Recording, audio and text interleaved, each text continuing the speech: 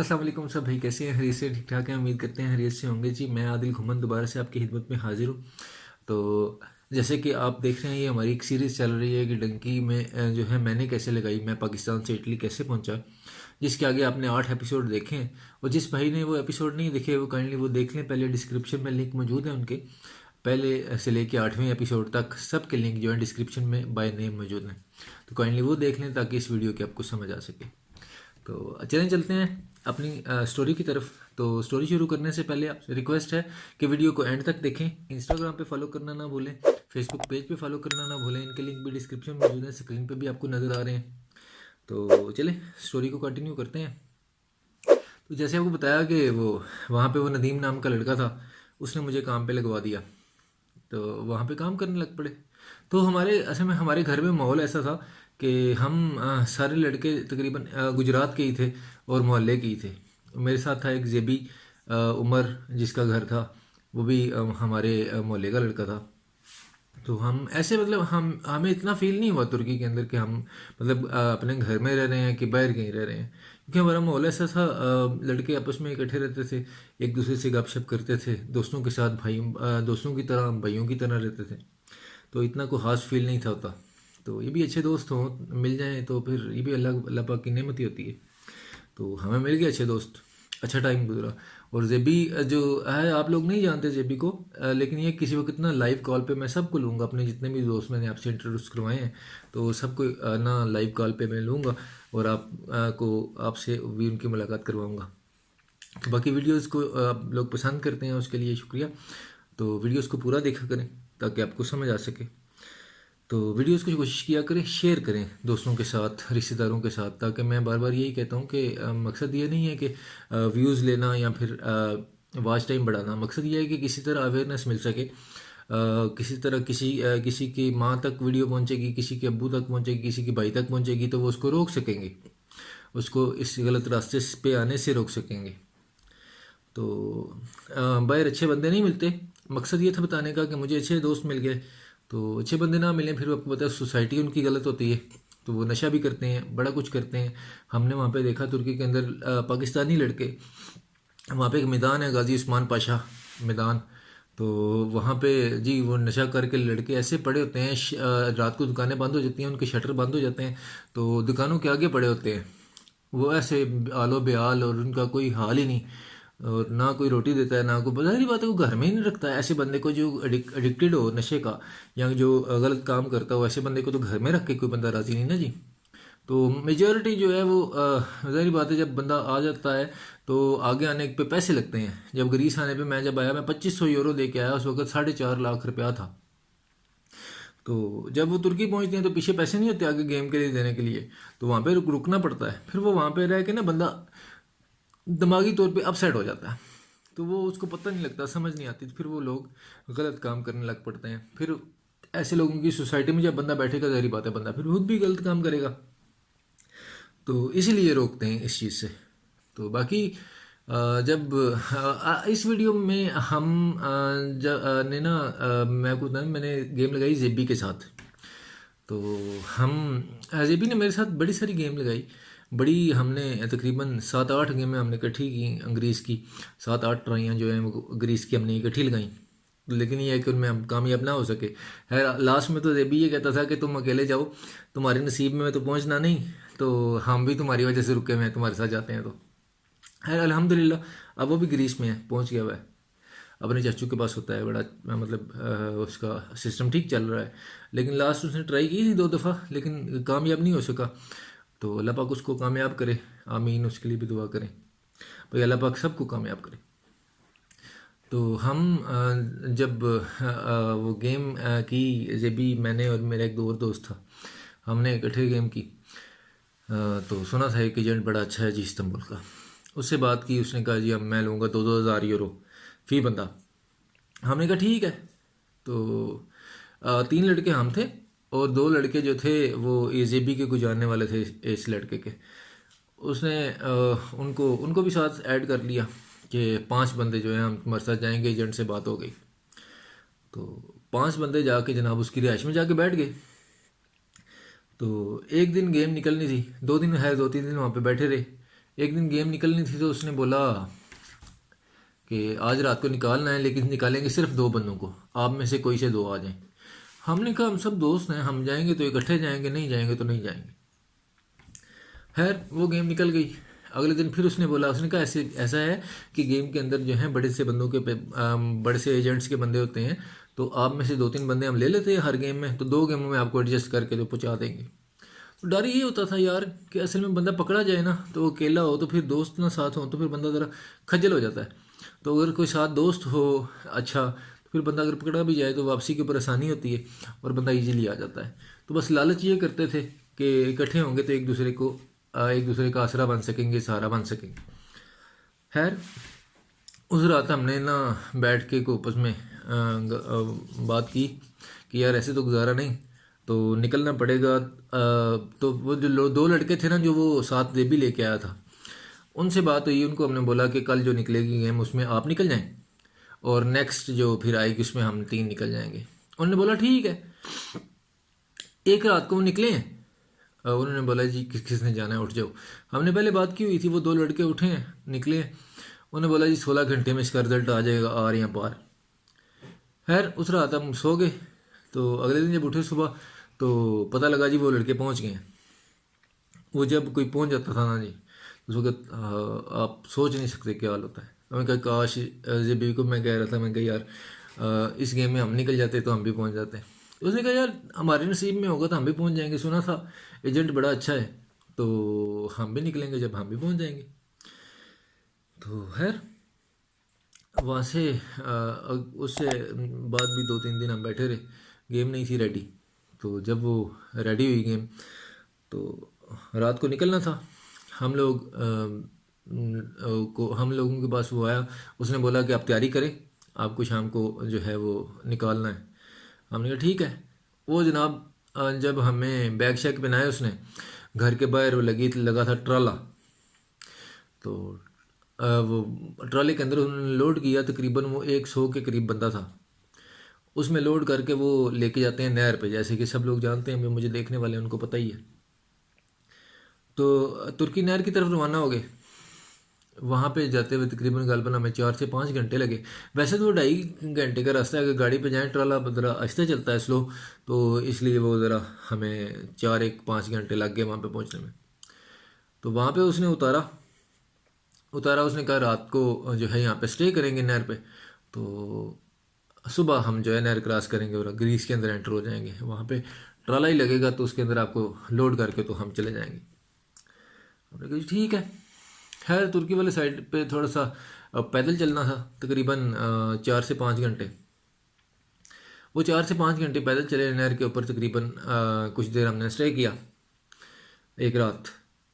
Late पहुंचे नहर के ऊपर, तकरीबन 3-1 बजे उसने कहा सुबह हमने नहर पार करनी है।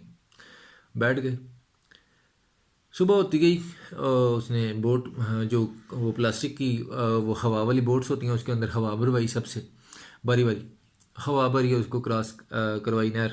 यकीन करें वो बोट जो वैसे तो सब दोस्तों ने देखी होगी, लेकिन डंकी जिन्होंने लगाई है उन्होंने तो बखूबी देखी होगी कि वो बोट के अंदर 4 से 5 बंदे जो है आसानी से बैठ सकते हैं, वो भी डर लगता है। और उस बोट के अंदर 12 से 14 बंदे बैठते हैं और 7 डंकर भी। और वो बोट तकरीबन नहर के बिल्कुल पानी उसके साथ ऊपर जो है कोने तक आया होता है, अंदर जाने लगा होता है। तो वो डर लगता है इतना शदीद कि वो नहर क्रॉस करते भी 4 से 5 मिनट लग जाते हैं। और 4 से 5 मिनट ऐसे होता है जैसे आप मौत के मुंह में है, किसी वक्त भी वो अंदर जा सकते हैं। मतलब पानी ज़्यादा अंदर आ गया तो कश्ती डूब जाएगी। खैर वो पार की नहर। तो रास्ता था काफ़ी लंबा, लेकिन हमें उन्होंने बोला था कि रास्ता कोई नहीं, बिल्कुल छोटा सा है, तो नहर पार करते जाएंगे, आगे ट्राला लगेगा। तो वो तकरीबन भी 10 से 12 घंटे ही चलना था हमने। है जो चलना शुरू किया, चलते गए। रास्ते में उन्होंने दौड़ाया भी। मेरे तरह आई साइड का मसला था, नाक का मसला था, मतलब सांस लेने में थोड़ी सी प्रॉब्लम होती है। तो खैर वो जब मैं भागता था ना जी, तो सांस फूल जाता था। तो सांस जो कि नाक से नहीं लेने होता था, तो वो लंग्स के अंदर पेन होती थी। तो खैर इस तरह के बड़े ऐसे मसाइल रास्ते में देखने को आए। तो वहाँ पे खैर इसमें एक बड़ा मज़ेदार वाक़या है कि जब हम तकरीबन पहुंचने वाले थे पॉइंट पे, तो एक ना डंकर हमारा था, उसके पाँव का ना शूज़ ख़राब हो गए। उसके शूज़ ख़राब हो गए, उसने सबको बिठा के उसने बोला जिस जिसके पास शूज़ हैं वो दे दे, शूज़ ना होंगे तो हम आपको कैसे लेके जाएंगे। और ये लोग हैं मतलब मारते भी हैं। तो वो खैर मेरे पास बैग में शूज़ थे। खैर शूज़ तो सबके पास होते हैं, शूज़ और कपड़े जो कहते हैं कि हम जाके पहन लेंगे, एक एक कपड़ा और एक एक शूज़ पास रखते हैं, एक एक पैंट शर्ट।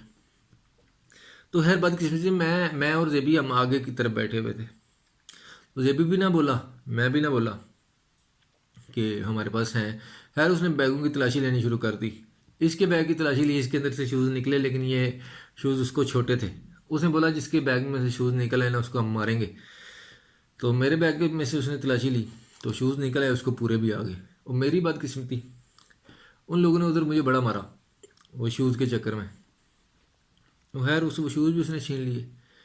तो मैं भी ये बात, ऐसे में कुछ बातें ऐसी होती हैं जो बंदा शेयर करे ना तो खुद एम्बेरसमेंट होती है बंदे को, खुद शर्मिंदा होता है बंदा। लेकिन बताने का मकसद ये होता है कि हमारा चूँकि कि किसी को हम रोक सकें किसी तरह किसी तरीके से, तो बताने से हमारा भी दिल नहीं करता बताने का कि मतलब हम लोगों के साथ शेयर करेंगे ऐसी बातें कि जो सोच के भी शर्म आए कि ये चीज़ ये काम हमारे साथ हुआ हुआ है।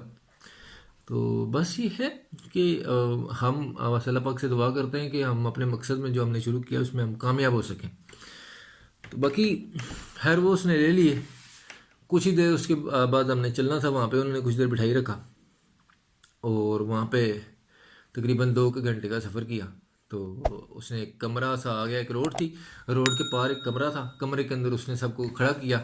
उसने लाइन वाइज उसने कहा ये कमरे के बाहर आके ट्राला लगेगा, इसके अंदर आपको लोड करेंगे और आपको ग्रीस ले जाएंगे। हमने कहा जी ठीक है, क्या बात है। तो वहाँ पे बैठे, कुछ ही देर बाद ट्राला आ गया, ट्राले के अंदर उसने हमें लोड किया। तो ट्राला चल पड़ा।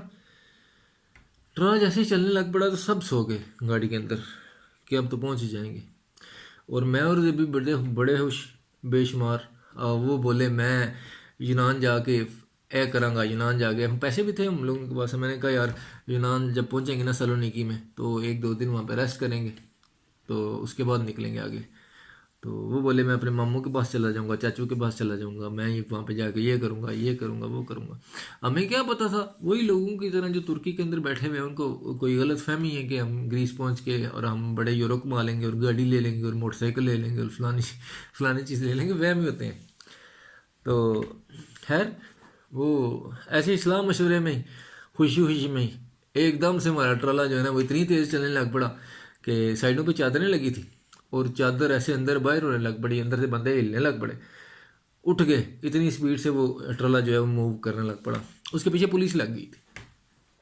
कुछ ही देर में उस ट्राले के ऊपर फायरिंग हुई। तो हमने सुना था कि ट्राला अगर घंटा 2 घंटा गाड़ी चल जाए ना तो उसके बाद वो सेफ जोन में पहुंच जाती है और वहाँ पे स्टे मिल जाता है, या गाड़ी के अंदर से कुछ बंदे पकड़े जाएं तो उनको स्टे मिल जाता है।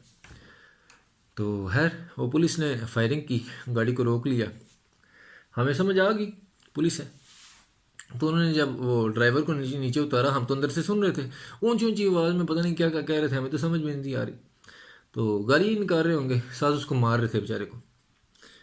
तो खैर कुछ ही देर में उन्होंने वो गेट खोला पीछे वाला, उन्होंने देख के बंदे इतने ज़्यादा बंदे, फिर वो गाड़ियाँ लेके आए, उसके अंदर लोड किया, उन्होंने जेल के अंदर ले गए।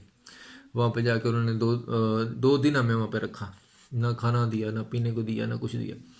तो पानी वही एक टूटी सी लगी होती थी वहाँ पे पानी पीते थे, और वही खाना जो है वो 1-2 दफ़ा उसने दिया था वो नूडल्स से, वो भी मांग मांग के लिए। खाना शाना ग्रीस वाले नहीं देते, तुर्की वाले भी नहीं देते। तो वहाँ से फिर उन्होंने हमें डिपोर्ट किया तुर्की की तरफ। तुर्की हम पकड़े गए। तुर्की हम एक दफ़ा भी ना टैक्सी में आने में कामयाब नहीं हुए। लास्ट जब मैं लास्ट गेम जिसमें पहुंचा था उससे एक गेम पहले मैं आया था सही सलामत तुर्की, नहर से टैक्सी पकड़ के। तो वहाँ से जो है पकड़े गए और तुर्की वालों ने हमें, उन्होंने भी फैंटी चढ़ाई और वो ले गए हमें चौकी में। चौकी में लेके जाकर उन्होंने 2-3 दिन रखा ऐसे ही भूखा। तो वो उसके बाद इधरना कैंप में ले गए, वहाँ से उन्होंने हमें 10-10 यूरो दे के इस्तांबुल छोड़ दिया। जब इस्तांबुल थोड़ा ऑटो घर जब पहुंचे जो अड्डा होता है वहाँ से फिर हमने टैक्सी करवाई और घर आ गए। घर आके वही नहाए धोए और अपना क्योंकि हमारा इतना प्रॉब्लम नहीं था घर का, दोस्त थे सारे जैसे कि आपको पहले बताया। तो फिर प्लानिंग बनने लग पड़ी थी। कोई ये भी कहता है मैं तो अपनी गेम करूँगा, मैंने काम करूँगा अभी 2-3 महीने, उसके बाद सोचूंगा, और ख़ास तौर पे मैंने तुम्हारे साथ गेम नहीं करनी अब। तो मैंने कहा ठीक है। खैर मैं तो फिर से रेडी था, लेकिन मेरे पास पैसे नहीं थे। मैंने कहा चलो कुछ देर काम करते हैं, 2-3 हफ्ते को खर्चा मर्चा बना के तो दोबारा गेम करेंगे, दोबारा से यूनान के लिए निकलेंगे। तो फिर से फैक्ट्री में जाना शुरू कर दिया। वही मेरा एक दोस्त था ज़ुबैर, शकील, हम इकट्ठे जाते थे फैक्ट्री। तो खैर वैसे ही दिन गुजरते गए, 2-3 हफ्ते गुजरे। तो एक था, एक चाचा जी हमारे पास आ गए वहाँ पे घर में रहने के लिए, यूनान की गेम ही करनी थी उन्होंने। तो इस गेम के अंदर मैं पहुंचा था उस्मानिया कैंप, जहाँ पे वो मैं जहाँ की स्टोरी काफ़ी से भाई मैंने सुनी भी हुई है, कि जहाँ पे हम ने बड़ी सारी मुश्किलात देखी। इस गेम में हम पहुंचे थे वहाँ पे। तो चाचा जी ने गेम करनी थी यूनान की। तो वो आ गए हमारे घर। तो उन्होंने 2-4 दिन किसी तलक से आए थे, वो 2-4 दिन उन्होंने स्टे करना था, उसके बाद उन्होंने निकलना था। तो मैं तो वैसे ही को बना रहा था, साथी को मिले जिसके साथ गेम की जाए। पैसों का इंतज़ाम किया, मैंने कहा चाचा जी मैं आपके साथ चलूँगा। तो खैर वो 2-4 दिन वहाँ पर रहे और गेम की तैयारी उसी बंदे के साथ बात की हुई थी जिस बंदे के साथ हमने पहले गेम की। वो चाचे के साथ हमने, अल्लाह आपका भला करे, वहाँ पे चला गया एजेंट की रिहाइश पे। वहाँ पे गए, उन्होंने बिठा दिया, बंदों की काउंटिंग करने लग पड़े। उन्होंने कहा जी आपको फलाने दिन निकालेंगे और आप ना चलना चलना कोई नहीं इस गेम में, बिल्कुल यहाँ से ट्राले पे बैठना है, नहर पे नहर क्रॉस करनी है, आगे से फिर साथ ही ट्राला लगना है और आपने ग्रीस चले जाना है।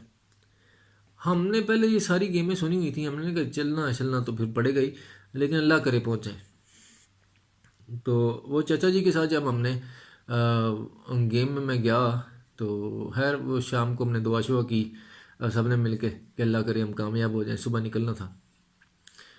तो उन्होंने कहा जी अपनी अपनी तैयारी कर ले, आपको निकालना है आज शाम को, अगले दिन शाम को। आ गई वो हाईएस्ट टाइप गाड़ियाँ होती हैं वहाँ पे, अरबा कहते हैं उसको टर्किश लैंग्वेज में। तो वो उसके अंदर उन्होंने लोड किया, वो तीन तीन एक गाड़ियाँ वो भरी उन्होंने बंदों से, 35-40 ऐसे बंदे एक गाड़ी के अंदर उन्होंने डाले। वो एक दूसरे के ऊपर तोने के बंदे बिठाते हैं, जैसे सामान लोड करते हैं, पहले भी आप लोगों को बताया मैंने। तो वो जैसे ही अपना, अल्लाह आपका भला करे, वहाँ पे बैठी तो एक एक डंकर जो है ना हर गाड़ी में बैठ जाता है ताकि कोई शोर ना करे और कोई बदनज़मी ना करे बंदा। तो वो अगर कोई करे तो उसको अंदर से उसके हाथ में वो चप्पू सा होता है, वो कश्ती चलाने वाला, वो दूर से मारता है। तो वो खैर वो हम तकरीबन 3-1 घंटे के करीब ना हम पहुँच गए वहाँ पे नहर पे। तो नहर पे जब पहुँचे तो नहर के तकरीबन जैसे उन्होंने बोला था ना कि इस गेम में आपको चलना नहीं पड़ेगा, तो तुर्की की तरफ तो वैसे ही हुआ कि हम जो है चले नहीं। तकरीबन उसने नहर के ऊपर ही उतारा। हमें नहर थोड़ा सा फसला था, करीब 5-1 मिनट चले हम तो नहर के करीब पहुँच गए। तो वहाँ से उसने उसी वक्त ही, जैसे हम पहुँचे शाम को, उसी वक्त ही उन्होंने कश्तियों पे हमें पार करवा दी। पार करवाते गए ना, तो उसने बोला तकरीबन 20-1 मिनट का रास्ता है दोस्तों, मेरे साथ अगर आप आ रहे हैं ना तो 20-1 मिनट बाद मैं आपको ट्राले के अंदर लोड कर दूंगा। हुआ कुछ यूँ कि बारिश स्टार्ट हो गई।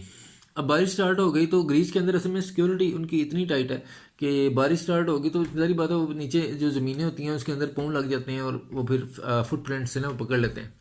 तो बारिश में फिर हम चले नहीं। उसने कहा यहाँ पे रेस्ट कर लें। ट्राले को उसने फ़ोन किया, ट्राले वाले को या पीछे एजेंट को उसने फ़ोन किया। उसने कहा जी अभी नहीं, जब यहाँ से निकलेंगे आपको बताएंगे, क्योंकि फासला नहीं था कोई इतना, 15-20 मिनट चलना था और आगे से गाड़ी लग जानी थी।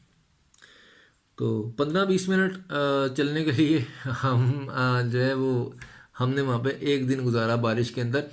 और यकीन करें ऊपर जो है छापर लेके हम लेट रहे, सारे कपड़े भीग गए सारा दिन बारिश के अंदर। बारिश के अंदर जब लेटना पड़ जाए, ऊपर से बारिश पड़ रही हो, तो क्या हाल होगा आप लोग खुद सोचें। खैर वो सारा दिन लेटने के बाद हम जनाब निकल पड़े। उसने उठाया, उसने कहा जी आप लोग मेरे साथ रहें, मेरे साथ तावन करें, 20 से 25 मिनट में आपको गाड़ी के अंदर लोड कर दूंगा, ये आपका और मेरा वादा रहा। बंदा भी अच्छा था। खैर उसके पीछे चलना शुरू किया। हाँ एग्जैक्टली 15 से 20 मिनट हुए ना, तो उसने कहा यहाँ पे ट्रॉल लगना है, इसी जगह से लोड करूँगा। उसने बिठा दिया, उसने ट्राले को फ़ोन किया, उसने कहा ऐसे ऐसे हम फलाने पॉइंट पे बैठे हैं, यहाँ पे आ जाए। आगे मोटरवे नज़र आ रही थी और पीछे पहाड़ के पास हम बैठे थे। तकरीबन 5-1 मिनट लगते थे ट्राले के अंदर लोड होने में। तो हम हाँ, दूर से ट्राला देख रहे हैं, ट्राला सामने लगा हुआ है। 2 ट्राले थे, एक मोटरवे पे आगे लगा हुआ था जिसके अंदर हमने जाना था, और एक पीछे था जो उसको कवर कर रहा था। आगे से वो उसका शटर खुला हुआ था, पीछे वाला जो थोड़ा सा उसने साइड से फाड़ा हुआ था, और पीछे वाला उसको कवर कर रहा था ताकि पीछे से बंदे नज़र ना आए। मोटरवे थी, उसके नीचे रास्ता बना हुआ था सुरंग सी, उसके नीचे से होके पुल के दूसरी तरफ चढ़ के तो वो ट्रले पीछे वाला ट्रला कवर कर रहा था। एक एक बंदे ने गाड़ी के अंदर जाना था। तो ऐसे से वो समझा रहा है कि पहले एक फैमिली थी हमारे साथ, उसने कहा उस ये फैमिली सेंटर में बैठेगी और एक एक बंदा करके ना दीवारों के साथ जाके लग के बैठते हैं। उन्होंने कहा चलो यार अब तो पहुंच ही जाएंगे इंशाल्लाह ताला। तो उम्मीद कोई लग गई। तो थोड़ी देर में वो भी समझा ही रहा था कि वो वहाँ से ना वो टार्चें नज़र आई हमें, टार्च को मार रहा है लाइटें। तो ये पुलिस पड़ गई। पता नहीं यार इन लोगों को कैसे पता लगा, इतनी टाइट सिक्योरिटी है ग्रीस की कि हम इतना सेफ आए। सारा दिन 15 से 20 मिनट का सफ़र था, लेकिन वो हमने किया नहीं बारिश की वजह से कि फुटप्रिंट्स लग जाएंगे। तो वो लोग जो है उन्होंने फिर भी हमें ढूंढ लिया। अच्छा टॉर्च मारने लग पड़े वो आए। तो हमारे साथ एक फैमिली थी जैसे कि आपको पहले बताया, तो उसने वो लड़की जो थी ना उसने नाटक कर लिया। वो अपना उसके बेटे की ना पाँव मलने लग पड़ी, फिर उसके बाद खुद बेहोश हो गई।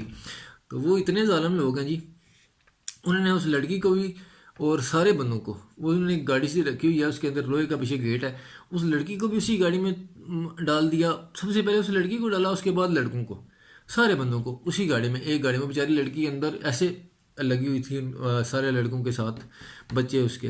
तो इतने इतने हरामी किस्म के लोग हैं वो। तो उसी अपना गाड़ी के अंदर उस लड़की को भी डाल के वो रिपोर्ट सेंटर में लेके आए। तो बाकी दोस्तों हमारे साथ रहने का शुक्रिया। तो इंस्टाग्राम पे फॉलो करें, फेसबुक पेज पे फॉलो करें, वीडियो को लाइक करें, चैनल को सब्सक्राइब करें, दोस्तों के साथ शेयर करें, रिश्तेदारों के साथ शेयर करें। तो बाकी हम आपकी खिदमत में लेके हाजिर होते रहेंगे अच्छी अच्छी वीडियोस। तो अपना ख्याल रखें, दुआ में याद रखा करें। इंशाल्लाह नेक्स्ट वीडियो जो है वो उस्मानिया कैंप पे बनेगी। इसी गेम के अंदर हम उस्मानिया कैंप गए थे, वहाँ पे हमने क्या परेशानियाँ देखी, क्या क्या मुश्किलात आई, वो सारी आप लोगों से शेयर करेंगे। अपना ख्याल रखें, दुआ में याद रखें। अल्लाह हाफिज़, फ़ी अमान अल्लाह।